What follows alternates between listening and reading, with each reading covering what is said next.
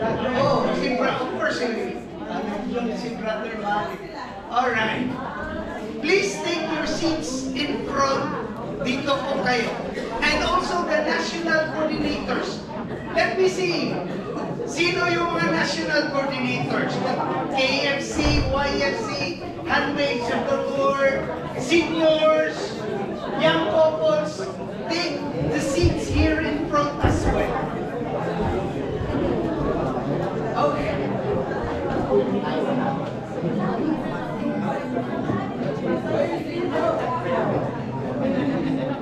Okay? Siguro, brothers and sisters, this is the first time that we are doing this kind of planning. Diba? Have you noticed? Diba? For the past years po, we have been doing the planning every single year, year in, year out, reporting, presenting the plans, all over again.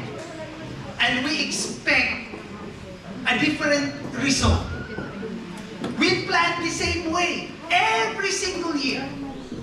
And you expect a different result. No. That's why we try to change things ngayon. Alright?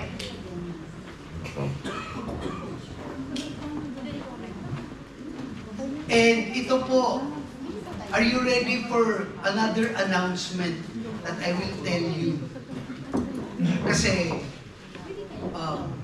sorry, brother, Oli is here, so I'll be speaking in English. Don't turn off the light. I'm dark in skin. And then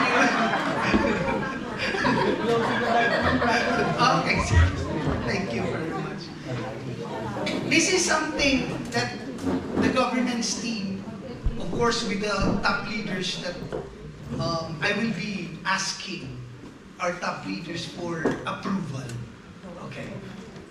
CFC UK is growing big and hopefully it will be much bigger. Okay? Because of the things that we will do next year. For your information, I talked to all of your governance team before this planning. And I told them, are you ready for next year? You are very busy this year, and this is nothing. Okay? What we have just done is nothing. Siguro, natuwa na kayo. Marami na tayo. Brothers and sisters, this is not it. This group, hopefully with God's grace and with the approval of our leaders, will be the mission core of CFC UK. When I say mission core, kasi because of our size, we would like to start with the units, kasama si unit heads sa mission core. Mission core is chapter heads up. Okay, but because of the situation here in CFC UK, there are areas that the unit heads will be acting as a chapter head. Okay? So they don't have to travel 2 hours to attend a gathering. And then nagpo-complain lahat. They're complaining about the petrol and everything. So, unit leaders, you will act as a chapter head in your area, conducting a unit assembly. Okay? Those are future. So, this will become a mission core. And when we say mission core, diretsahan na to, we will talk to you straight. No going around the bushes. Kasi we are dealing with our God. If you are afraid with your boss in your work, why are you not afraid of our God, who can take you away from your work? Tayo, when we are doing things in CFC, okay na yan, bro. Pwede na yan. Bakit? Why is it during there sa boss nyo, but hindi pwede? Stricto si boss. Our God is a loving God. but He's also a just God. Diba? So, this morning, brothers and sisters, I will talk to you straight. Okay? I will talk to you straight what really is, for one whole year, kasi Neneng and I, November 10, that was our 1 year serving in UK. And we have been going around listening to people, and we have learned a lot. And because of that, we can see what are the things that we need to do. What are the things that we need to align? You are all the leaders here. Okay? So, let me just bring you to what is the imperatives for 2024. Okay? This is given by no other than our CFC chairman, Tito Joe Yamamoto. No, but I just include some things there. And siguro, you can turn off the light.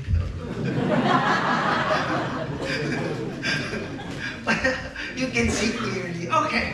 Yeah. But you can still see me, right? Okay. Sana, kung yung yellow, yung pang-motorcycle, alright. Here are the imperatives, okay? These imperatives actually is not new. This has been going on for, I believe, the last 3 years. It's EFGH. It's so easy to memorize. EFGH. Evangelization, formation, governance, and heart for the poor. Evangelization, maximize. You notice na wala na yung massive rapid. Diba? Maximize evangelization efforts, not just for CFC, but for all ministries and programs. So tanong, mas maganda, it's always good to ask questions. Chapters, did you conduct a CLP for the singles for Christ? Chapters, did you conduct a handmaids for the Lord CLPs? Question lang yun. Diba? Strengthen household functionally and pastorally. Functionally, pastorally. Wala naman dyan physically. Minsan, we are very focused sa physically. Kasi ang daming food sa household. Si pastoral na wala na. Mas mahaba pa yung fellowship kaysa worship. And you know what I noticed also during our worship? Parang nag-prayer time. Personal prayer time. Sinabi na ng isa, no, one person said, Lord, forgive us our sins. Kasama na kayo dyan. Yung isa na naman, Lord, forgive us our sins. Ba't ulit-ulit? Have you noticed that? That's how we worship. We worship as a group. Don't worship parang you are praying by yourself. If somebody will already say, Lord, please bless our children. Our children, kasama na yung children mo. Ikaw na naman, Lord, bless our children. Wait, Lord, hindi siya naniwala sa prayer ko. Diba? Does that make sense? Our worship becomes very long. Minsan, 1 hour na tayo nakatayo. Paulit-ulit pa rin yung dasal. Diba? Did you get me?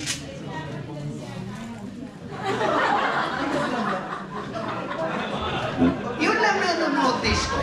That's what I noticed, alright? Okay? So, household, supposedly, pag you will say I, it's okay, that's your, but supposedly, you have done your personal prayer. Diba? Kasi we always have our personal prayer time. But the thing sa household, it's we. Right, okay. Second page pa lang to, ha? Focus on household leadership development. Okay? Including succession planning and OGD utilization. Then, of course, our outcome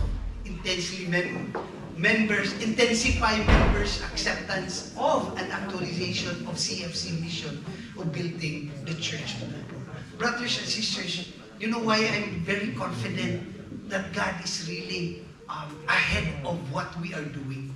When we created those direction settings that the governance team did last month, after that, yung pinalabas ito, URAF priorities. And we were just awed that, brothers, what we planned is actually nandyan.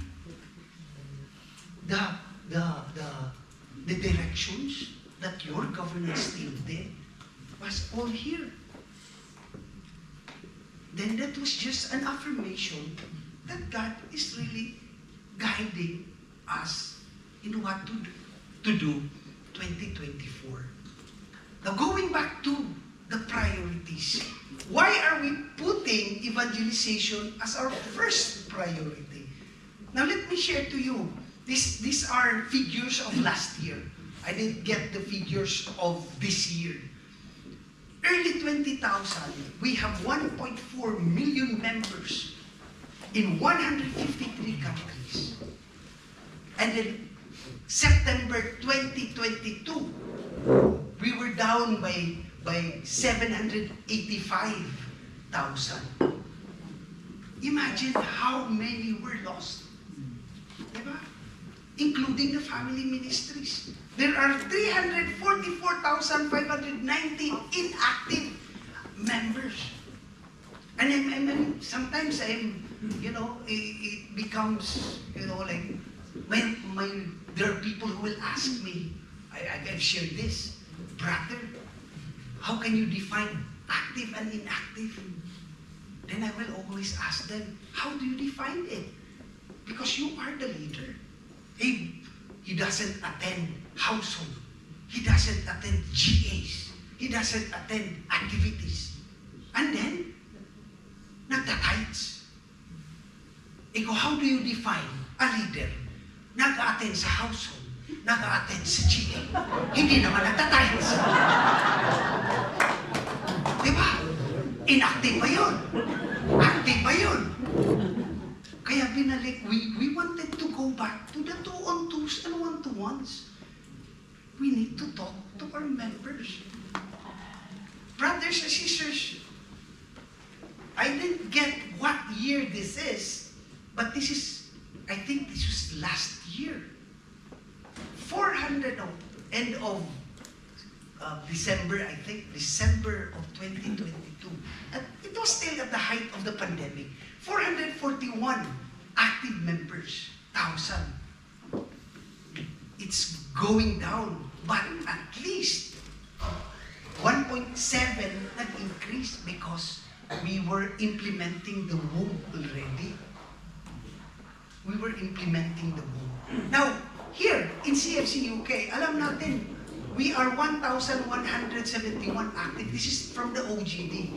There are 478 inactive. So may trabaho si womb.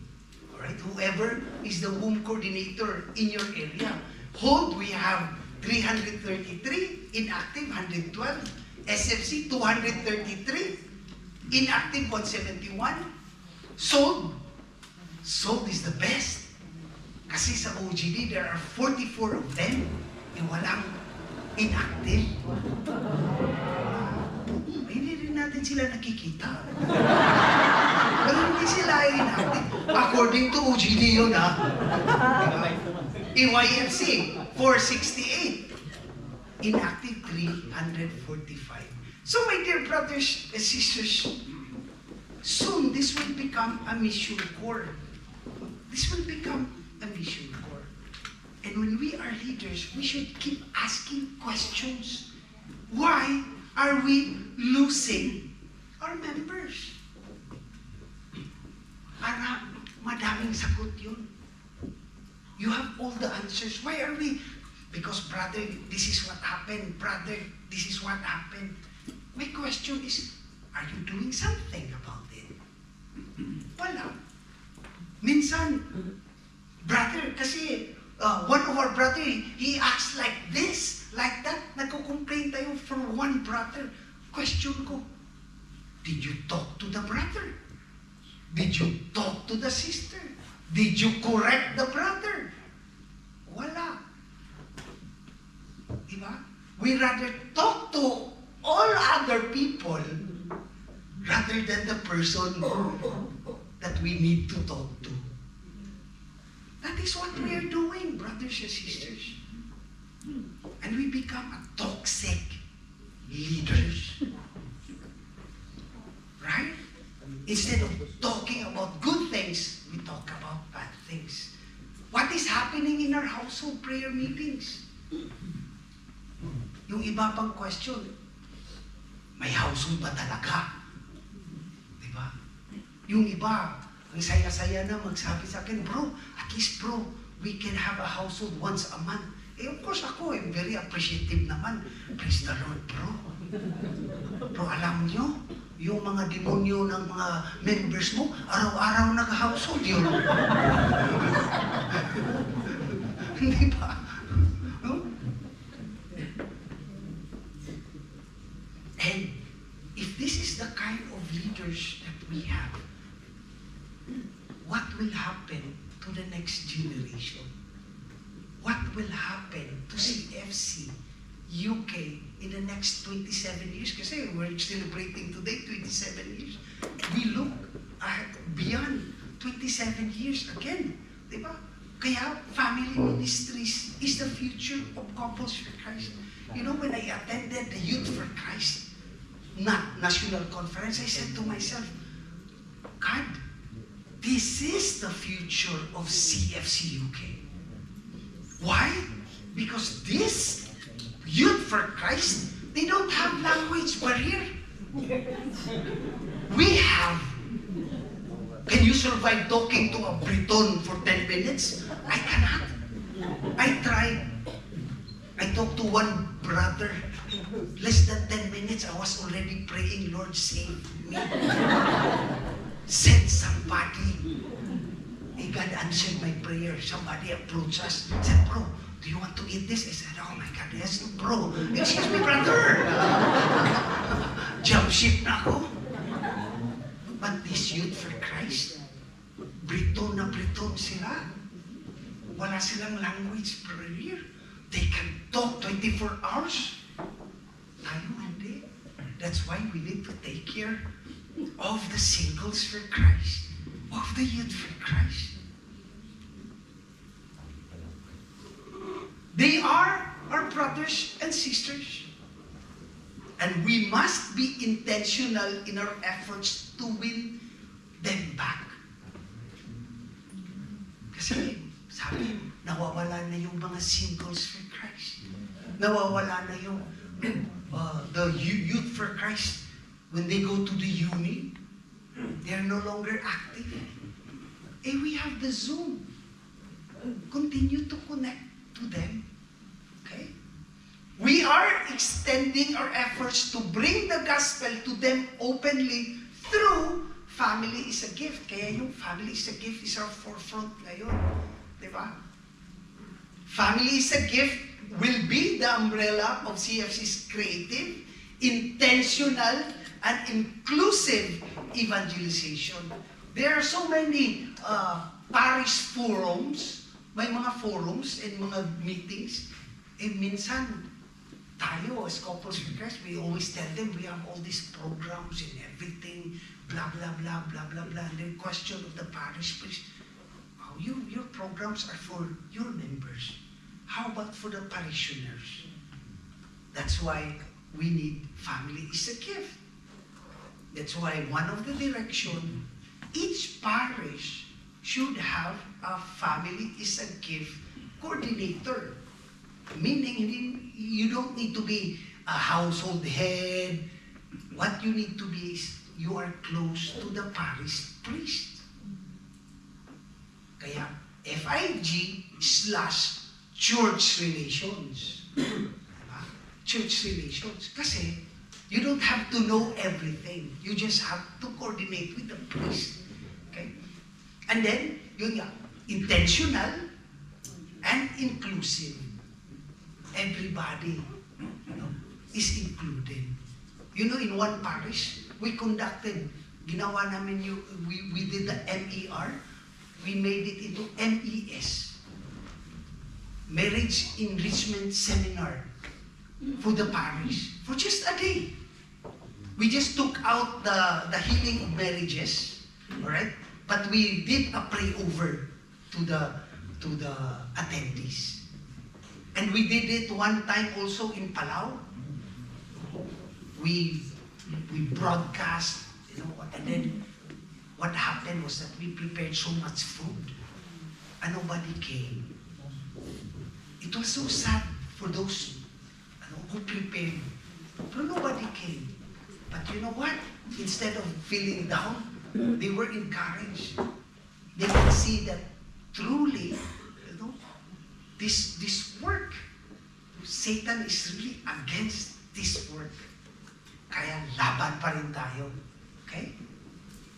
Family is a gift is also our way to be one with the Catholic Church. Para si parish priest knows that CFC is helping the parish. Next year, as we gear towards our theme, we know our theme for next year, right? No? Be a servant and a light to the nations. Okay? But we must first, for us to become a servant, we must first be Christ-like humility and obedience. Christ-like. Not false humility. Hindi rin yung selective obedience. But Christ-like. Okay, what does this entails? First, be light to the nations. Uphold and promote inclusive evangelization through our gateway programs and CLPs and camps. You know, last night when we arrived to our host, I saw a couple, a very young couple, Indian couple, Brother Oli, young couple, Indian. And I was so excited. Because our plan for next year is to create a CLP for Indians.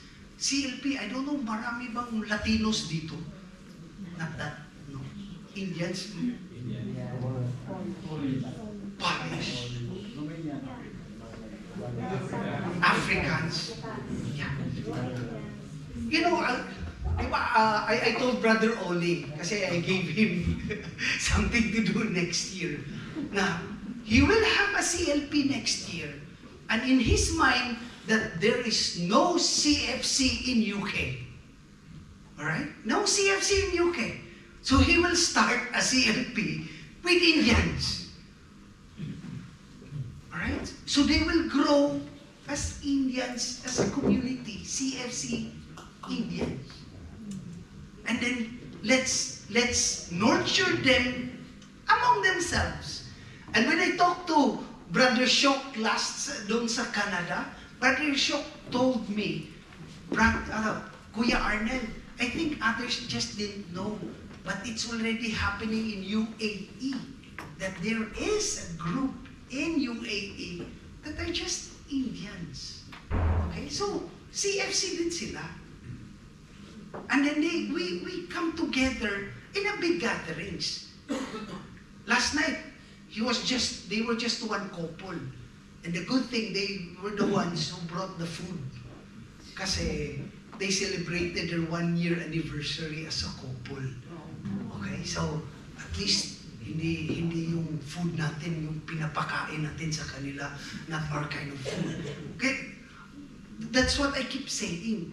Couples for Christ in UK is very, very Filipino.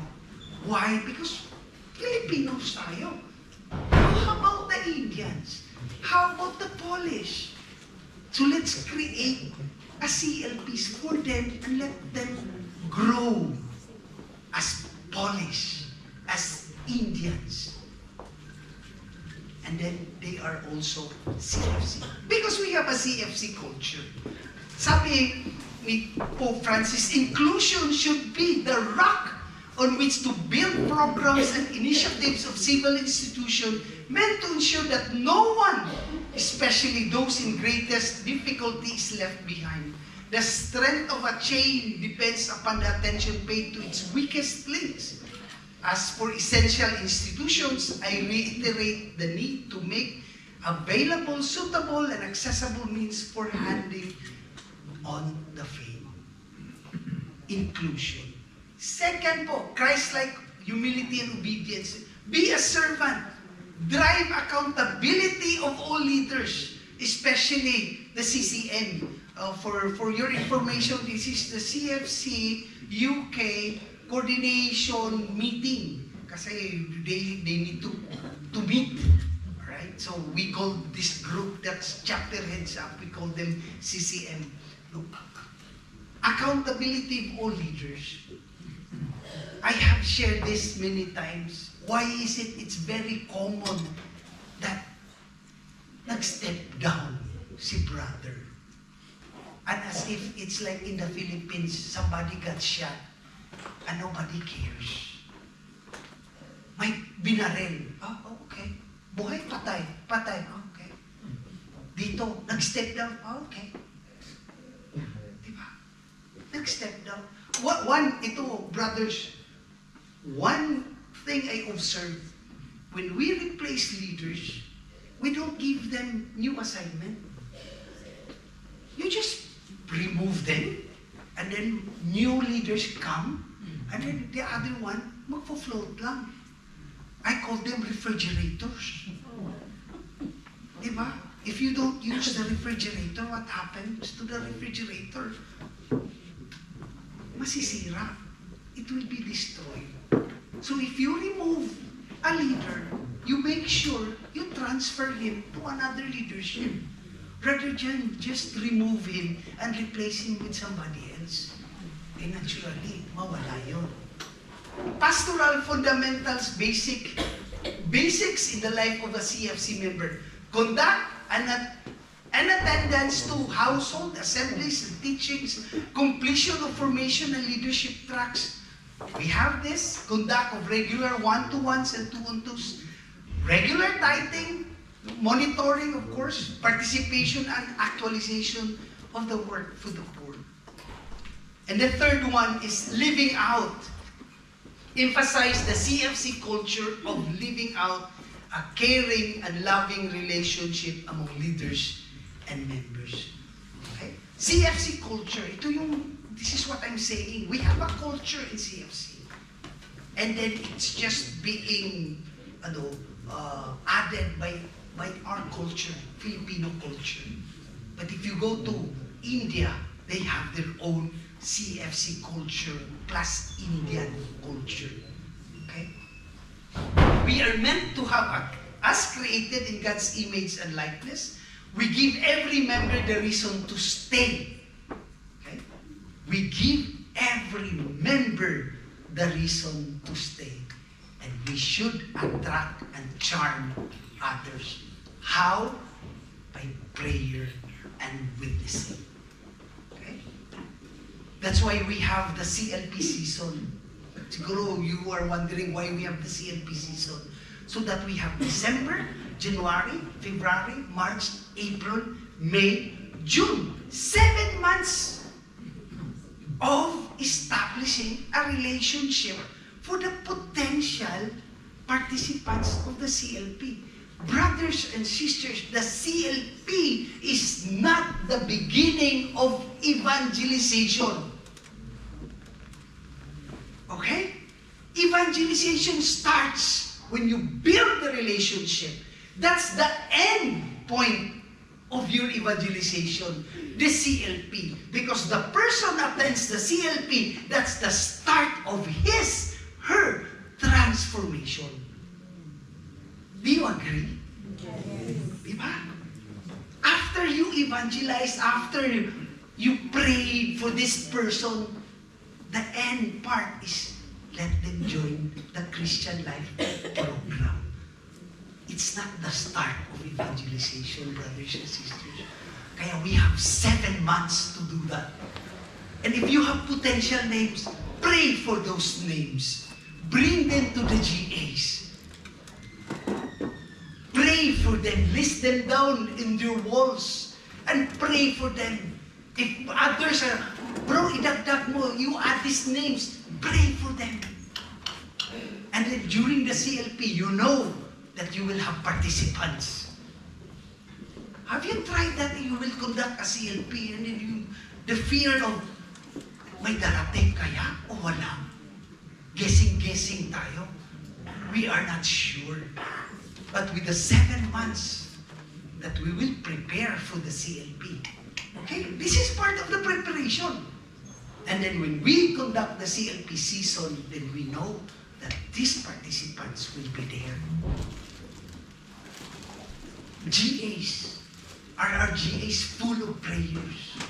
Or is it full of food? Or full of presentations? Are our GAs full of God's messages through the sharers? Or are we busy preparing for the presentation of the GA to be creative? Creativity is just part, but not the entirety of the GA, brothers and sisters. And then, pray for those who are sick in the GA. Pray for those who are suffering in the GA.